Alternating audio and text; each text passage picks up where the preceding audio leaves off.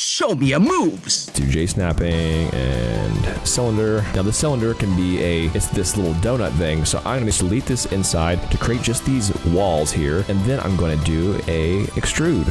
Bam. So now we have this same kind of like donut sort of surface to make this cool booster.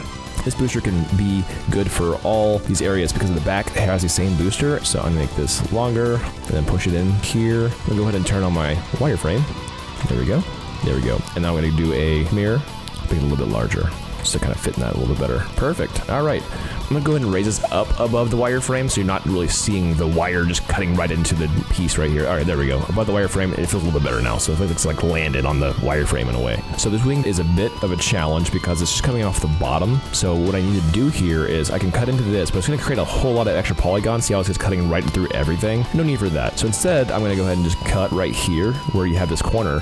And I'm gonna bring it over here so that we have this whole wing section, and I'm gonna end it right there. And there we go. Now we only have like 3 more polygons, which is awesome, or effectively 4 tries. So I'm gonna extrude just this little bit right here on the side wing, bam, and that will create this secondary bit right here, looking sick. Now we can do the money wing, right? So we can bring this wing out, so all this low polygon glory. So what I can do this, where I kind of make a taper and just scale it up like this. And that totally works, and it could work for you in this circumstance, but if it had any push over or push around, then that chop will not work. So what I'm gonna do instead is I'm gonna make it easier on myself, make a cut, bang. This is actually a really thin wing, so I'm gonna make it a really thin cut, go on his face, extrude, and then pop it up like this, and we'll see how tall that is. It goes above this chassis thing, so it's just gonna go like roughly here. And then I'll go ahead and go to adversity mode, bring it back, because it's looking like it's a pretty decent angle. Let's see the angle.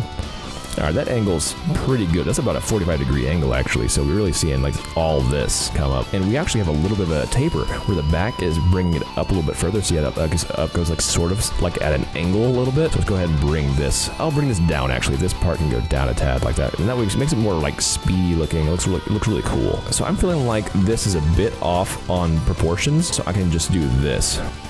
There we go. So I just made everything smaller in the front, and I'm gonna go ahead and bring it in a tad, and that feels better proportionally for me because this feels a little bit smaller and a little bit up like that. See how it's kind of popping up right here, right before the jet. All right, that feels better to me. And this jet, the section right here needs to go down a little bit, and then like that, and that feels proper to me, just about. So that feels like it has like this cool inset bit. We have the main base of this 07 Captain Falcon Racer in like a couple minutes. So let's finish off this back and be done with him. All right, so I'm gonna rotate him all the way back to this in this GIF. There we go, and I'm gonna zoom in on this back piece.